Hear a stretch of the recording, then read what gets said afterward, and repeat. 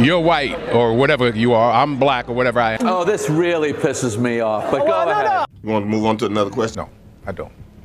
I'm going to stop calling you a white man. Yeah. And I'm going to ask you to stop calling me a black man. You got brains in there, right? To give you a direct statement right there is playing a game that I'm not interested in playing. Okay. Sometimes you get what you feel is slightly ambushed by somebody who's really got an agenda. And In a world where interviewers often have their own hidden agendas, some Hollywood stars refuse to play along. But when Kanye West was hit with a loaded question, he met it with raw honesty that was as polarizing as it was unforgettable. Are you afraid of losing your audience? Yay. I told you I'm only afraid of God. I'm only afraid of my daddy, God. I done been 15 years. I'm telling you, God is showing that you can have your own thoughts, bro. I've been canceled before there was cancel culture. Who told you that my career would be over? The same people that are telling you that you can't have a right to say who you will vote for might think they so woke, but they following the rules of what woke's supposed to be. However, Samuel L. Jackson took things up a notch, getting even more confrontational when a reporter criticized the language he used in Django Unchained, leaving no room for interpretation. There's been a lot of controversy surrounding the usage of the N-word in this movie, and No, nobody, none. The word would be... Oh, I don't want to say it. Why not? I don't like to say it. Have you ever said it? No, sir. Try it. I don't like to say it. Try it. Really? Seriously? We're not going to have this conversation unless you say it. But the poor, unsuspecting reporter clearly wasn't prepared for Jackson's fiery clapback, and it showed in their reaction. You want to move on to another question? Okay, awesome. I don't want to say it. Come on. Will you say it? No. That's not the same thing. Why do you want me to They're say it? going to bleep it when you say it on your show. Say it.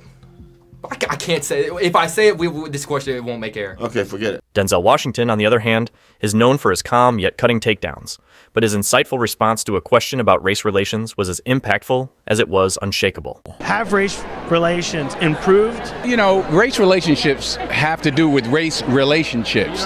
You're white or whatever you are. I'm black or whatever I am. We're standing here talking now. That's how we get things done. You can't legislate love. The President of the United States can't legislate us into liking each other. We have to step forward and ask questions about each other and engage. There's no law that says, oh, because I'm president, you all got to get along now. So it's up to us. However, this wasn't Denzel's first rodeo. He had previously shut down reporters with his trademark poise on similar topics, proving why he's a legend both on and off the screen. So why did he need a black director? Could a white director not have? It's not color, it's culture. Explain the difference, because I think we're Steven in a space Spielberg right did Schindler's List. Mm-hmm. Martin Scorsese did Goodfellas, right? Steven Spielberg could direct Goodfellas. Martin Scorsese probably could have done a good job with Schindler's List, but they're cultural differences.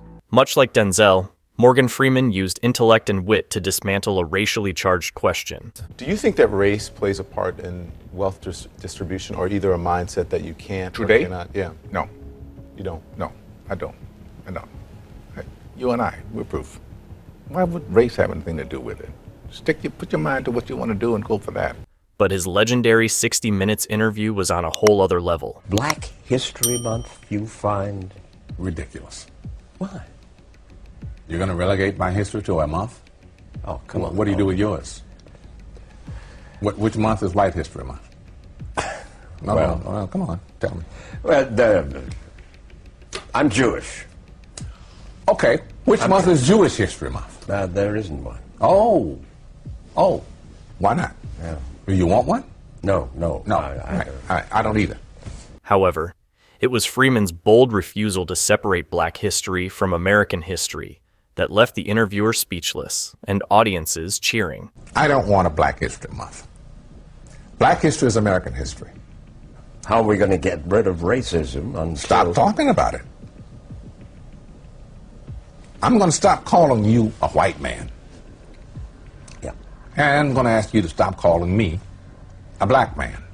Meanwhile, Jerry Seinfeld took a more comedic route when criticized for the lack of diversity on his show. I have noticed that most of the guests are mostly white males. Oh, this really pisses me off, but go ahead. It really pisses me off. but his irritation bubbled to the surface as he shut down the critique. Take a look over here, Peter. What do you see? A lot of whiteys. What's going on here? People think it's the census or something? I mean, this has got to represent the actual pie chart of America. Who cares? However, Seinfeld made it abundantly clear that the only thing that matters in comedy is whether or not someone is funny, not their race or background. I have no interest in gender or race or anything like that, but everyone else is kind of with their little calculating, is this the exact right mix? You know, I think that's, to me, it's anti-comedy. Matthew McConaughey, however, took a much cooler approach, skillfully deflecting a loaded question with an epic response that practically screamed, "All right, all right, all right." In 2021, you considered to run for governor of the state of Texas. Do you think political office is in your future? Can you see that? If it's where I would deem myself to be most useful, Yeah.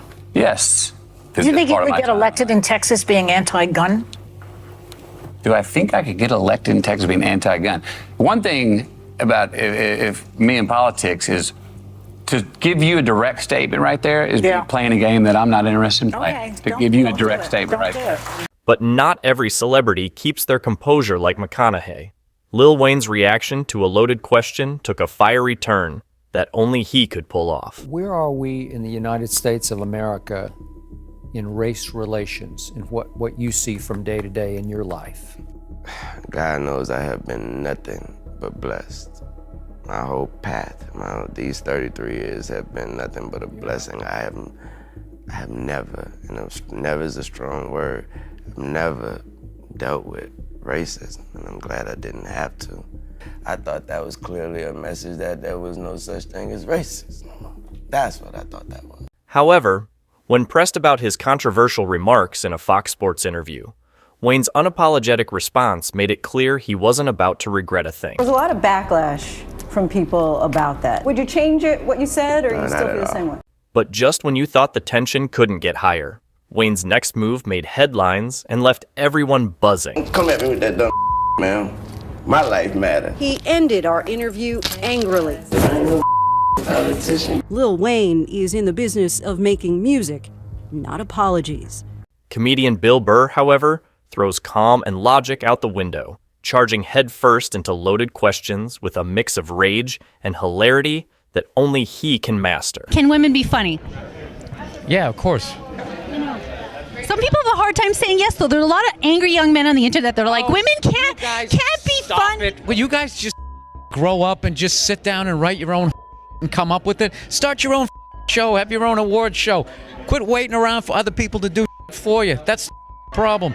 If you guys had your own big club and I was standing outside of it, you'd never let me in. I'd start my own. You guys got to start your own. You got brains in there, right? Yes, absolutely. So write your own and quit your whining. We're all eating a giant sandwich out here. Nobody cares. I don't care.